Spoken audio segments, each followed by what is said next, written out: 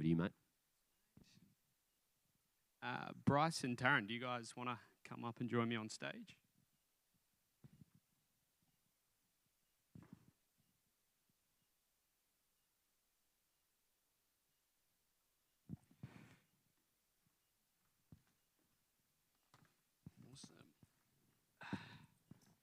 Well, guys, very much appreciate your time. Looking forward to discussing the dark arts of sports technology.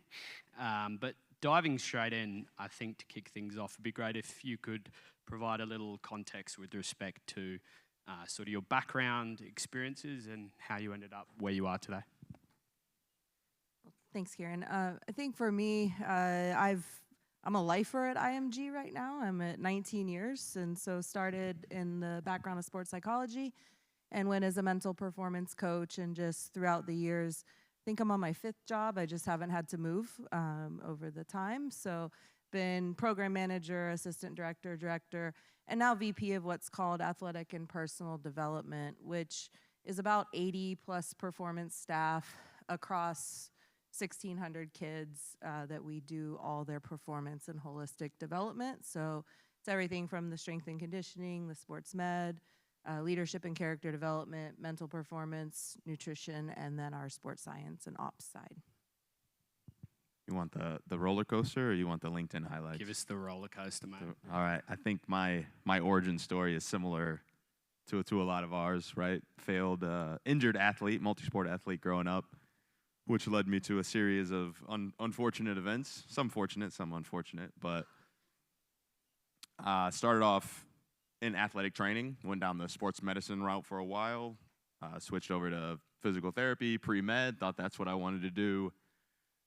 Took a strength and conditioning course, started doing some like return to play, and I was like, bang, that's it. I want to be a strength coach.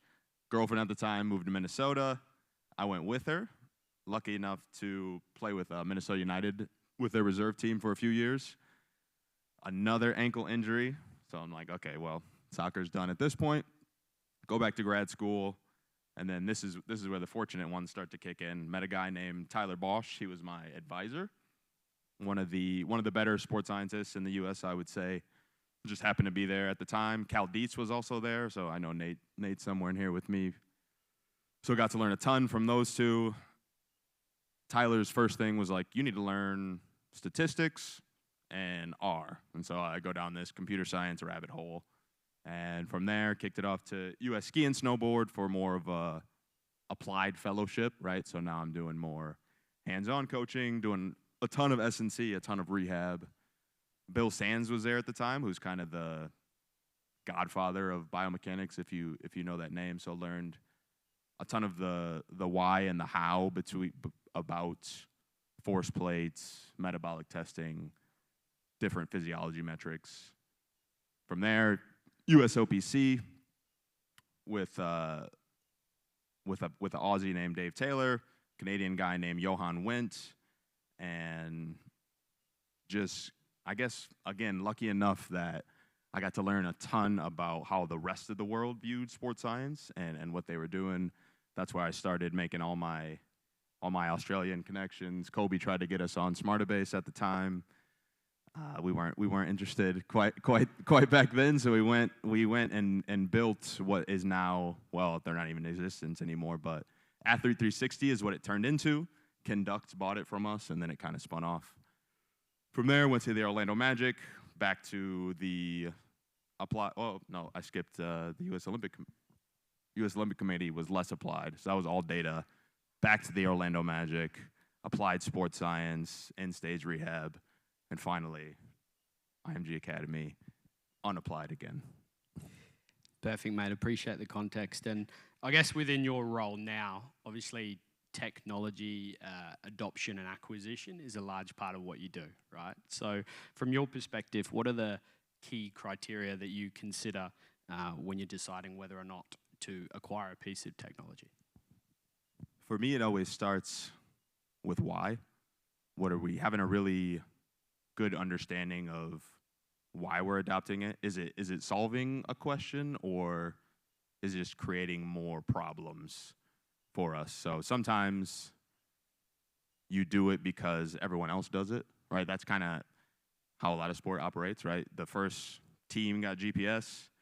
Someone goes, hey, what are those guys doing? Why are they wearing those bras? It's like, we need bras. And then now everyone's wearing bras. So right? So making sure that you know what you're gonna do with it ahead of time. And once you get past that, have them send us the white papers. I want to see the construct validity. I want to learn all about it. I want to test it myself. And then we can get into some of the framework. I really love frameworks. So the Sports Tech Research Network with Sam Robertson and Jessica Zindler have a really good framework that once we pass those two levels, then we take it to all the other ecological validity, scalability, which I'll kick that one over to Taryn. Yeah, it's probably a good segue. Obviously, Taryn, once a clear rationale has been provided as to why we should get this technology and whether it's valid, how does sort of leadership play a role in moving the process forward? Yeah, so I think for me, we talked yesterday about you hire people way smarter than you, and then you trust what they're telling you, but you need a way to look at it from that view. And so using that framework, we adopted it to kind of be an IMG Academy sport technology matrix. It sounds fancy, but just a rating system to look at and cross-compare, because I never only want to see one option. And so from that perspective, I want to see what are our multiple options, where are they better or worse than each other, that we can compare and look at what the value they're going to bring, and also what is the cost going to be. So my role is then to work with our innovation committee that is a cross-section of people from all across our campus. So we make no qualms that we are a business. And so there's very much a lot that goes into every decision, which there's the legal people on this team. There's the IT technology, data privacy people. There's the finance people on the team. There's our product operations team, which is our customer experience group. And so it's a lot of people to put in a room. So having that matrix really helps us and helps me look and assess of where are those things that are going to trip us up. Because the other thing that the scale of what we do is pretty shocking. So 1,600 athletes, and I was a little jealous earlier when all that was up there with the focusing on a team or even a group, because I think for us we have 23 soccer teams and 21 basketball teams, and baseball has a national team and 8 other varsity baseball teams, let alone the rest of the baseball teams. So for us, the scale is so important, and we're very good at breaking everything we try. So to be able to look through that and to really assess it, obviously we're going to trial it. Anybody that wants to kind of bring something to us, we have a form now, because as you all probably know, you get so many inquiries. So we actually say, oh, great, here's our first form to even try to get in the door to talk, because we just can't keep up with the amount of things that people are bringing to us. Then it goes to that team, and then kind of coming up to myself. And so we have kind of I call it the core five.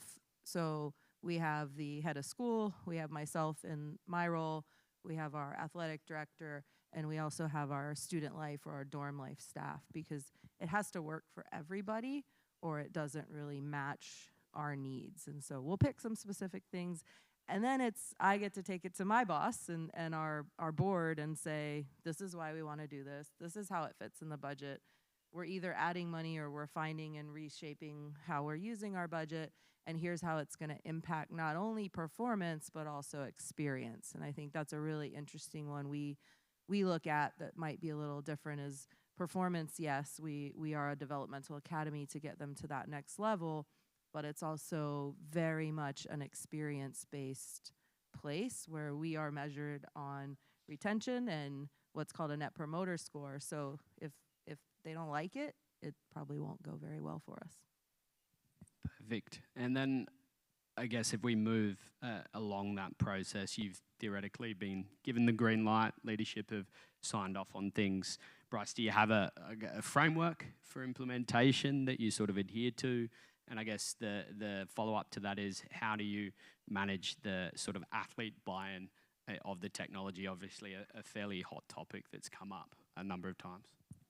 Yeah, we have, as part of that process, once it gets to that point and it gets approved, then we go into kind of our rollout methodology.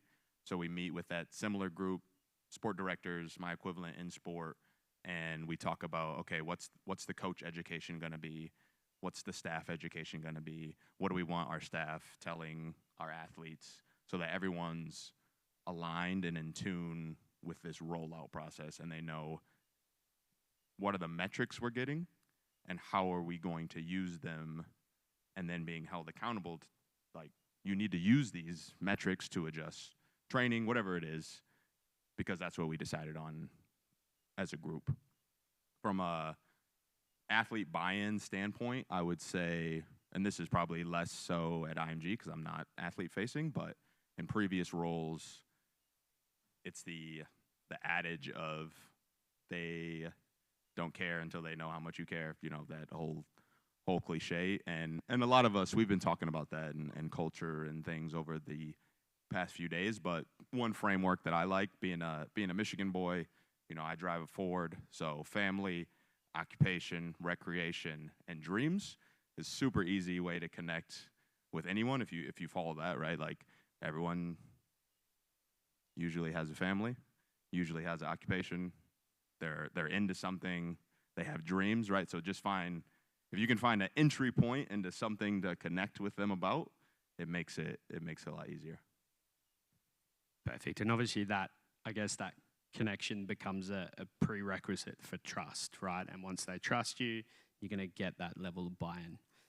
I guess, Taryn, moving forward, so I guess we've all experienced the pitfalls of intent, right? I think there's a pithy analogy about the path to hell being paved with good intent. So in that leadership role, how do you sort of balance the tension between good intentions and execution of an implementation? Extreme patience. It's interesting because I you know, when we roll something out, it gets rolled out so widespread. But I think one of the things we think about all of our different quote unquote customers. So the student athletes are one, the parents are another, the staff is actually another. And so it's, can we actually make it better for them? And a lot of times we have that intent. And then we realize, you know, oh man, that workflow wasn't as good as we thought. And so we're always iterating and trying to make it better or finding different ways to communicate. And I think just with the kids, there's so much education that goes into it, taking sessions during their week and teaching them about, here's how you access your AMS app. So you can see your high-speed running. You can see how many miles you ran during your game. You can see your force plate jumps, because I think if they aren't able to see it, then it doesn't matter what your intentions are, then there won't be buy-in. I think the other one is what we sometimes find is common sense or our knowledge. I always tell Bryce, like, I have a lot of smart people, and that doesn't mean everybody else around is smart or has that knowledge or common sense. So it's how can you translate the things that you know to make it where every coach and every person, every parent that might not have the same background can really understand it. So the amount of trainings and things that we have to do over and over. And you say, well, we told them how to do it. Well, tell them again, or work with them again, or find a different way to tell them. So we've gone in front of our dorm staff to help train them. We've gone in front of teachers or college counselors to train them, let alone just within our own performance staff or the coaches to say, hey, here's how we need you to execute. So I think you always have the best intent, but then you have to be real with yourself to look and self-reflect to say, is this actually working or is it not? Did I make someone's life harder? Because then they're going to get really grumpy at me. But if I can make someone's life easier, then we're going to be able to do that. And I think the other final thing is it's really asking the people who are using it. And so say working with tennis, what metrics do you want, or what would help you be better as a coach? And so if we're able to connect it, then that intent is well-intentioned, and then there's more likelihood that the adoption will happen better. Yeah, no, excuse me. I guess within that then, how often do you guys revisit that process of acquisition? So is it a function of kind of like pick and stick? If something is delivering, is there sort of a standardization for what you consider something delivering? Or are we always looking for the next best thing? I think you're always looking for the next best thing, but I think one of the things I've learned over the years is actually just continually adding and adding and adding is probably the wrong way to approach it, because you end up with overload or stuff that's not being used. So I think for us, it's looking at how do we get the best in class that works for us, because there may be products or tech out there that work really fantastic, but they can't scale, or they are not really the right thing for a youth athlete that's in the developmental stage. And so I think that's where, again, we're always looking at, okay, how can we be more efficient? How can we be better? And if we can find something to do that. And usually it's really the coaches or our performance staff are coming and saying, hey, this is what we really want to look at. This is what we really need or want to use, or this isn't working. And so there's always an evolution. I mean, I feel like we've been through 3 or 4 tech matrices in the past less than a year to keep evaluating. Yeah, we're in the process of stripping away things right now. So we had all the strength coaches go through the rationale of all their performance tests. Here's all the tech you have available for every single sport. And right now they're writing up what are the tests they want to do, why do they want to do it, and how are they going to use it. And we really want clear definitions for each of those categories of what they're going to do with it. And a lot of times we've just been collecting to collect, which is a drain on people's time. And so we want to make that more efficient and streamlined. Absolutely. And then I guess, can you give some specific examples where you've implemented a successful piece of technology, and then maybe some times where it's failed for whatever reason? Just drawing on past experiences, doesn't have to be IMG, but just based on your experiences. Yeah, one of my favorite success stories is we got this. This was at the Magic. We got this European player to buy in. They took a lot more time to gain the trust. My Ford didn't work quite as straight away with them, but we got there eventually through a long bubble season. And we had just started adopting the 30-15 for basketball, so Bouchite had just had released that recently. And we sat down with him, we talked about his goals. He was getting a little older, and we went through, his injury history. What does he want to do? He wants to be able to play 48 minutes a game. Okay, I'll say, well, you want to be able to play the entire game every game? Like, this is what we need to do. And so it was a pretty rigorous off-season program, but he never wore anything before. He was like, he didn't believe in Connexon because he didn't know the why. He didn't believe in the heart rate because he didn't know the why. So we got him to understand why we were doing those things and what he was going to get back from it. So his compliance went from 0 to 100, did a whole off season, got through almost the entire season with no soft tissue injuries, but came back and told us that was the best he's felt in years. And that was just, I guess, reaffirming for what we did, and gratifying when you can make actual change in the athlete's life, which sometimes from the performance staff, it doesn't always feel like we can affect the outcome or the performance on the court. But that was probably one of my favorite stories. Perfect. And then a failure. You tried to implement the tech and it didn't work. So sometimes the owner's nephew's grandson invents technology, and you have to test it out.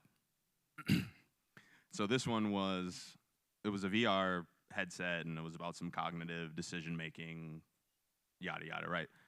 And it was highly recommended that some of the players use this tool. And so it didn't really, we weren't able to take it through. They sent us some white papers. It had construct validity. We quickly learned it had no ecological validity, right? So this guy got really good at chasing a bubble around with his eyeballs and like clicking the laser. Phenomenal. Like, I couldn't touch his high score. He was so good. It didn't affect his free throw shooting percentage at all. Great laser killer, but not a good basketball player. And Taryn, from your end, any sort of success and failure stories when it comes to implementation? Well, I'll start with the failures because I always say I'm really good at those. I make mistakes every day and got to learn from them. But we have been on a quest for a movement screen. So if anybody has any recommendations, I'd love to hear. But we standing there at our check-in weekend, which is when all of our 1,600 kids are coming back. We do it over 2 days, so it's about half and half. And we're trying to get in a lot of the pre-screening, testing, different things, and we're teed up with this movement screen that we thought we had tested out.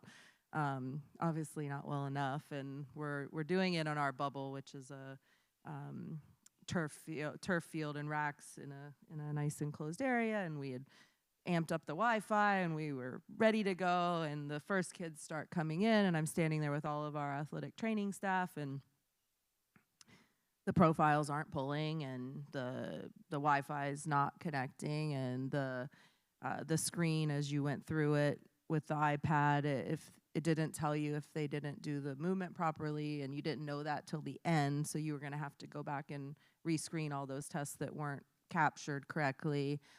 And so this is all happening, and I happen to walk in the bubble, just, making the rounds before on check-in day and just seeing how everything's going. And I walked into this kind of chaos, I guess you could say. And we've got kids in there and coaches in there, and I'm just very happy. Let's just say how well it's going for us. And it was literally that moment. I mean, they're on the phone with tech support. We had our other data guy in there trying to help them. And I finally looked at it and I said, no, stop.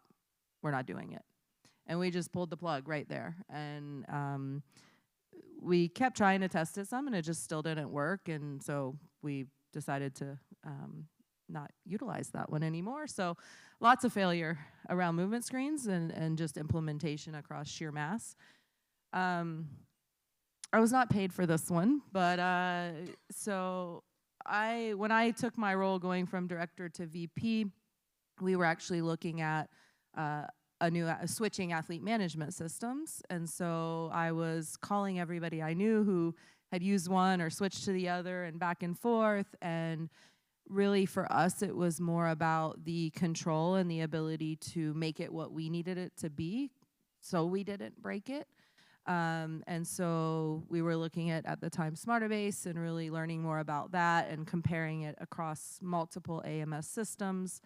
And I think probably, going into the role, one of the hardest decisions I had to make, because I had to back it up to all my bosses and say, we're going to make a huge change. I believe in this change, but here's why. Obviously, we had a whole reasoning behind it. And I think my advice I would give is the great thing that SmarterBase, and I don't know if Trisha's still in here. Yeah, thanks. Shout out, Trisha.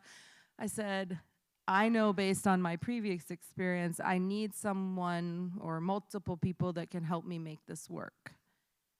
Who do you have? Who do you know? Who's looking? And so that was when probably, to me, what made all of it work for us is Trisha and Alex at the time said, hey, there's this guy, he's over at the Magic, he's looking for a change. And just in talking to Bryce and having him come on campus, and I still remember with the previous system, we'd ask for stuff, and it just never happened, or it'd take so long. And we were sitting there in the room, we'd be like, well, can we do this? Oh, yeah, I think we could do that. Okay, can we do this? Yeah, we'll build this form, and we'll blah, blah, blah. Can we do this? Yeah, we'll do the API, because there's already an open one, and then and it was just amazing for me to sit there and go, oh, it's a we can do.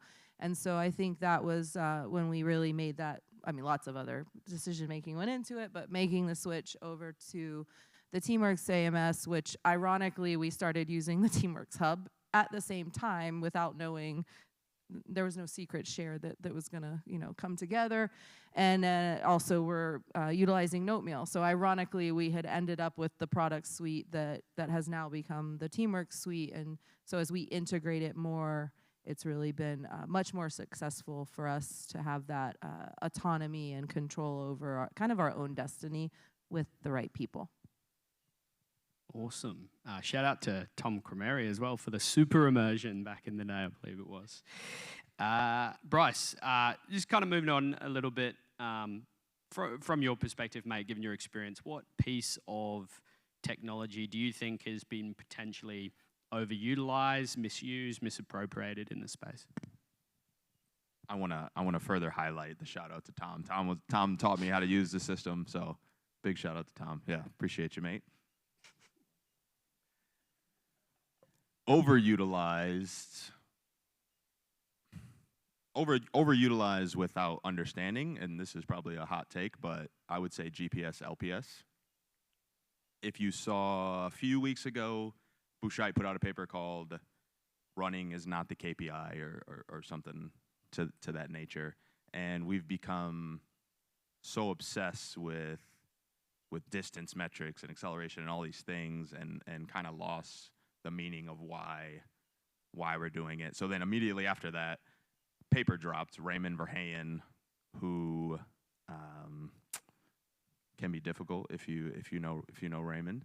He got on a podcast about it and went on a rant about, running's not the KPI. Football actions or soccer actions are what we should actually be working towards. So what's the real goal, right? Like, I don't need you to hit 10,000 meters or whatever it is. I need you to press for 90 minutes. That's what I'm actually trying to get out of you. And then everyone kind of rode this little wave. I don't know if I'm always on LinkedIn, so I'm seeing what the people are doing. And so Paul Bradley got on there, and he's like, okay, how do we add context to the running metrics? And it was like, okay, 20% you were pressing into the box. 40% of the time you were just doing recovery runs. 30% of the time you were shuffling side to side. So now, can we, I guess, build our programs toward the sport-specific actions versus just outcome measures? Yeah, it makes perfect sense, and I think we see it. I think you mentioned it before, that concept of adoption for the sake of adoption. Everyone's got GPS, everyone's got force plates, but why are we actually doing it? What's the value proposition? So I guess moving forward onto a bit more of like a broad scale, looking into the future, Bryce, in the sort of next 5-10 years in high performance sport, what do you sort of anticipate is going to be a bit of a game changer from a technological perspective? And then I guess if you had unlimited budget and you could build out a technological infrastructure, what would that look like from your end? Unlimited. Unlimited. We had this neuroscientist from Stanford come to a talk recently, and she highlighted the fact that she knows more about her fish in her aquarium than we do about people. She can measure their temperature at all times, 24/7. She's got their CO2 levels. She can control their sleep cycles with light, ambient light, et cetera, et cetera. And she got on this kind of, I guess, tangent of why don't we do that with people? Unlimited budget. So you're building your training facility. First, your design needs to be good, right? So there's only one way, not into the building, but there's one way into the training space where I want all the athletes to flow through. You have a temperature sensor and an eye gauge. That's kind of like your scan to get in, right? So it can measure the dilatedness of your pupils. It can get a little bit of a core temperature reading.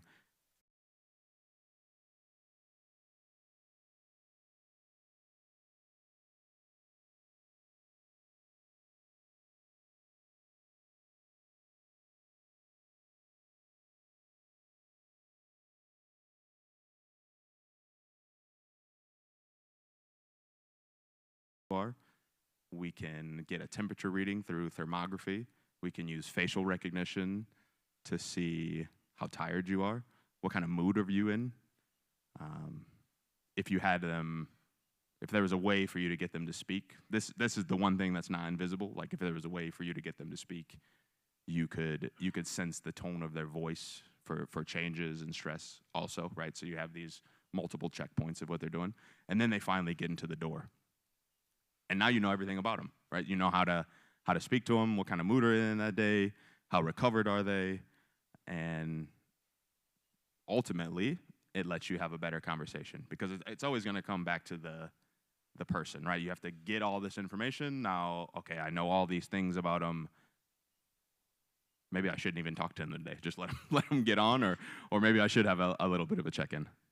Yeah, and like obviously that is probably an idealized version of reality. Unlimited We might budget. get there someday, but I think I don't know. It's quite a contemporary topic, right? Just the idea of invisible monitoring. So if you're not aware of it, I'd encourage you to sort of look into it. I think we sort of over romanticize the attention commodity side of things. People have fatigue in the amount of information that they're constantly consuming. So we see like, you know, those whole notions of compliance and getting information and asking for information. People aren't so forthcoming. So if there's ways that you can take these measures that have value without people knowing, it has a lot of sort of tangible impact. I think Billy was mentioning the other day in the AFL just about how they secretly take people's weights without them and knowing it and things like that. Just looking at the time, probably last question before we kick it to a Q&A. Taryn, from your perspective, sort of from that leadership level, what would you like to be better at when it comes to technology? I think the automaticity is really big. So, and that proactivity versus reactivity. So us really saying, this is our question, this is what we want to ask, and more going with, say, an RFP process that we're not actually seeking, we're putting it out there and getting in just getting it in to evaluate it. But I think for us too, the ability to automate, maybe not quite that far, but I always said I'd love to like somehow inject something that just was in people to always monitor, but I know that's probably not going to work out so well for me. But automated attendance for us, and we do a lot of on the weights on the force plates, so we're able to get some of that. But the less intrusive, the better. And then I think for us, the stats, the sport specific, getting really that input in, and then the other thing we're really looking at right now is how do we connect the data that we are capturing and streamlining to connect it to what the next level needs and what those different levels are. Because again, we have to manage the parent expectations of, well, my kid should be on that team. It's like, well, actually by performance, not only in their sport, but also from a performance standpoint, they're on the, and I'll use my own son, was a freshman basketball player. He was on the 4th JV team. And that was perfect for him. But there's probably other parents that were like, I can't believe my kid should be on the 1st JV team, or my kid should be on varsity. But it's like, no, actually, here's how we can use data and we can use the sport side of it. So we were talking a little bit about how Huddle has the plus and minus of when you're on the court versus off the court, how well does the team do? And so are you helping or hurting your team? And so I think things like that, really incorporating that with the full holistic picture. So in our kind of 3-year plan is how do we integrate better the other systems on campus? So the school has a different system, our dorm staff has a different system. So my dream is to have a true holistic profile of the entirety that anybody on campus then can pop open and see what their grades are like, their SAT score, their college recruiting process, what they've been doing in the dorms, have they attended social events, as well as their high-speed distance and all the components of their force plate jumps and all the other things that we're collecting, but also putting that into play with their performance on the field or court that literally gives a one-stop shop to a true profile that's very holistic. Perfect, appreciate that. I think I just sort of some, I guess, closing sentiments on it. Very much appreciate your time. I think as a kind of a takeaway for the group, particularly Bryce's point around sort of capturing the why when you adopt technology, I think is super relevant to everyone in the room. I think if you go through a period of introspection and you don't know why you have a piece of technology and your explanation is a description of what that technology does, you probably need to think about, is it helping? Is it hindering? And that goes through not just on an individual athlete level, but more widely on that organizational point. Is it costing us money that we don't need? We all have budgetary constraints, etc. Cool. Well, with that in mind, I might throw it out to if anyone have any questions for Bryce or Taryn.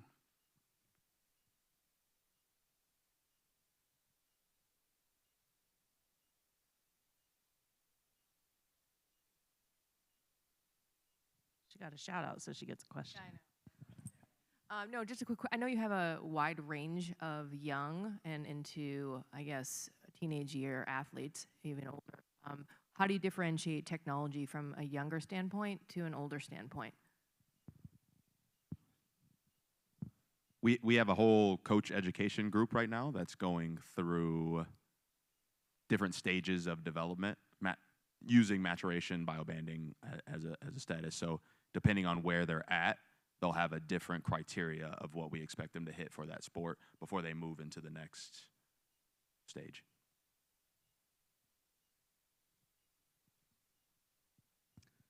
All right. Thanks, guys. Appreciate your time.